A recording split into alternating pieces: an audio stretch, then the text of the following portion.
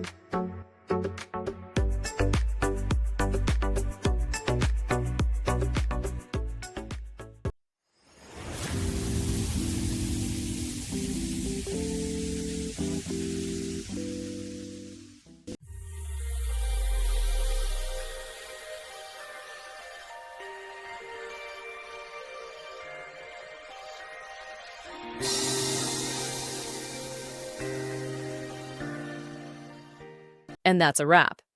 I hope you found the answer you were looking for. If you did, take a second to hit that subscribe button. It really helps out. And let me know in the comments which solution worked best for you. See you next time in the debug zone.